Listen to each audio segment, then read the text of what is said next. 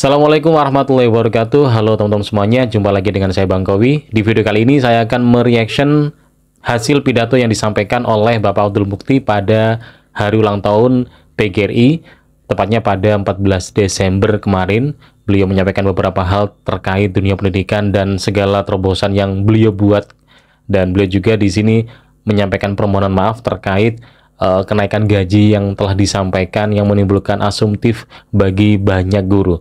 Dan langsung aja mari kita lihat aja video ketika beliau memberikan sebuah pembicaraan di hari ulang tahun PGRI.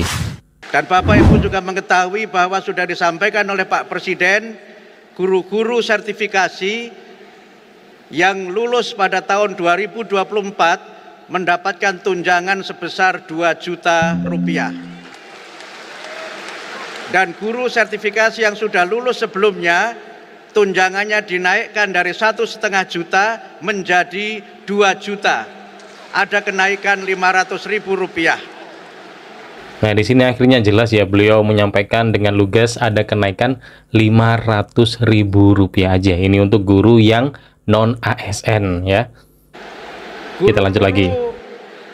ASN tunjangan sertifikasinya ditingkatkan sesuai dengan 1 kali gaji pokok.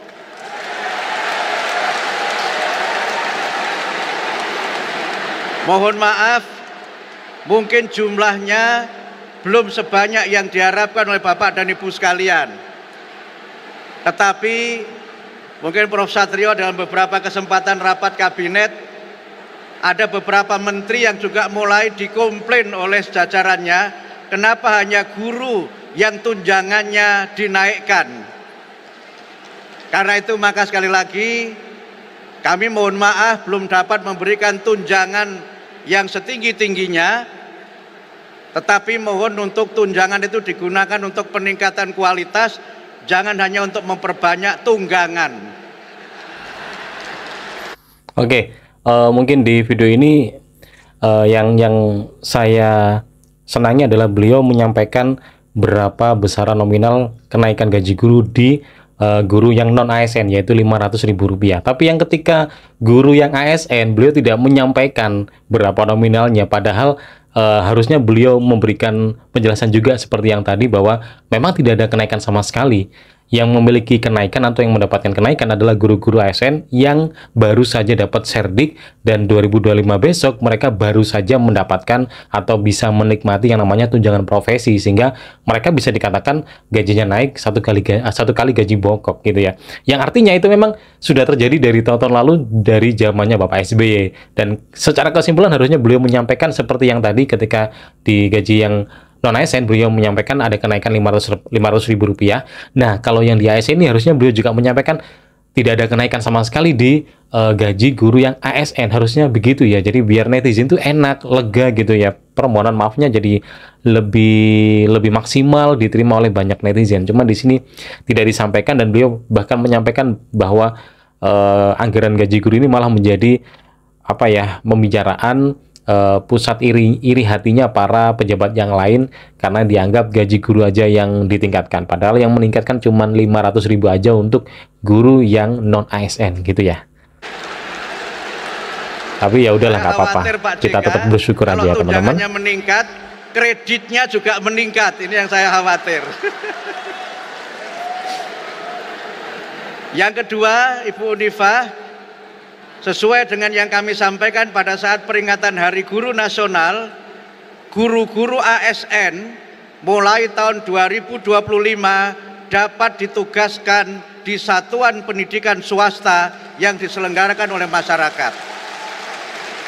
SK-nya sudah saya tanda tangani. Yang ketiga, Bapak Ibu guru, terkait dengan kinerja yang selama ini menjadi keluhan Bapak Ibu guru sekalian, katanya harus upload semalam suntuk, dan karena saking seriusnya upload sampai suami dan istrinya tidak diurus.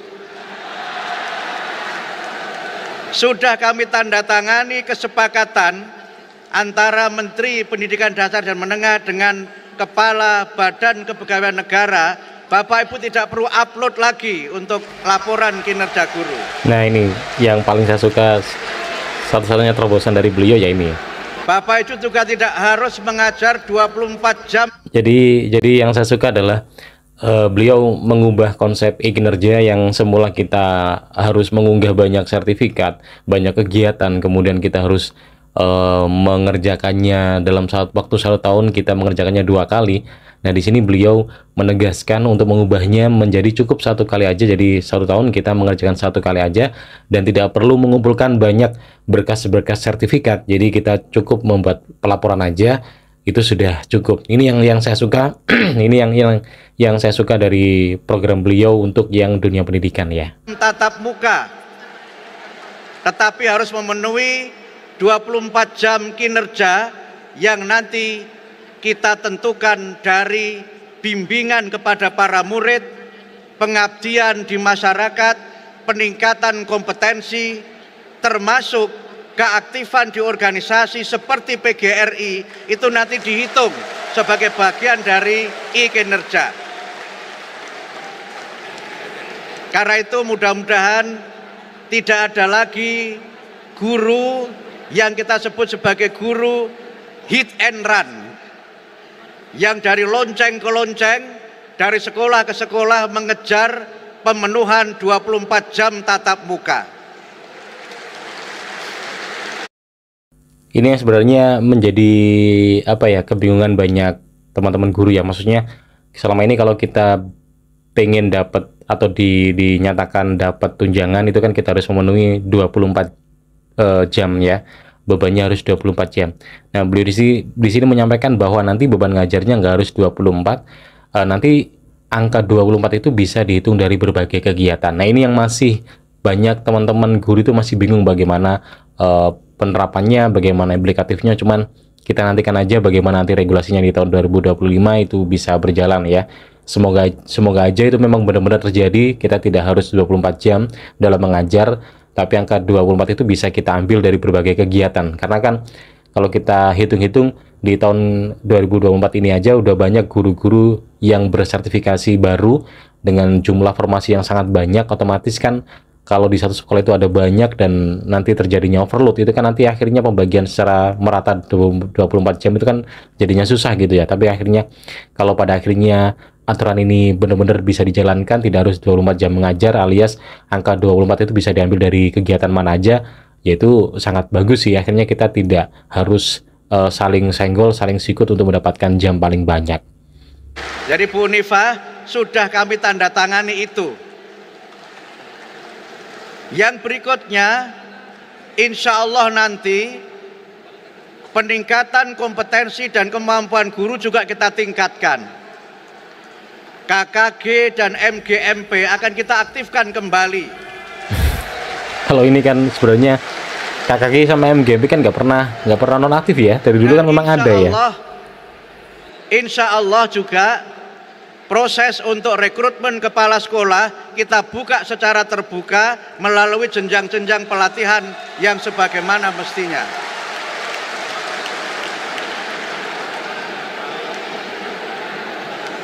Mudah-mudahan dengan cara seperti ini para guru lebih serius dalam berkhidmat menunaikan tugas mulianya, lebih serius dalam berkhidmat mencerdaskan bangsa, lebih serius berkhidmat memberikan layanan pendidikan untuk membangun generasi Indonesia emas 2045. Ya teman-teman, jadi itulah yang disampaikan oleh beliau terkait hal-hal di dunia pendidikan. Permohonan maaf beliau tadi sudah disampaikan bahwa kenaikannya adalah 500.000 untuk yang gaji guru yang non ASN bersertifikasi. Cuman yang saya sayangkan adalah tidak ada penegasan di gaji yang guru ASN bahwa tidak ada kenaikan sama sekali. Itu yang saya sayangkan. Akhirnya mungkin para netizen juga masih kayaknya belum legowo dengan apa yang sudah dijanjikan dulu ya. Tapi yang jelas saya di sini mengimbau untuk teman-teman semuanya tetap bersyukur karena apapun situasinya bagi kita, khususnya teman-teman guru ASN yang sudah kita terima itu sudah jauh dari apa yang harusnya bisa kita jadikan untuk alasan bersyukur ya. Dan akhirnya ya yang jelas apapun yang terjadi kita harus tetap bersyukur, karena memang kalau saya pribadi malah yang benar-benar butuh untuk ditingkatkan gajinya itu bukan kita guru ASN dan bukan guru yang sertifikasi, malah yang benar-benar butuh untuk mendapatkan kenaikan gaji ya teman-teman guru yang non sertifikasi dan guru yang berada di sekolah-sekolah swasta, itu yang memang mereka benar-benar butuh tambahan peningkatan gaji gitu ya. Apapun kita syukuri aja, kita nantikan nanti di tahun 2025 bagaimana penerapannya terkait terobosan-terobosan di dunia pendidikan di era presiden baru kita dan juga menteri pendidikan baru kita. Semoga semuanya yang sudah direncanakan berdampak baik bagi dunia pendidikan, sehingga pada akhirnya juga bisa meningkatkan mutu kualitas pendidikan di Indonesia. Terima kasih sudah nonton video ini, dan sekali lagi jangan lupa tetap bersyukur dengan apapun yang terjadi. Sekian, assalamualaikum warahmatullahi wabarakatuh, sampai jumpa.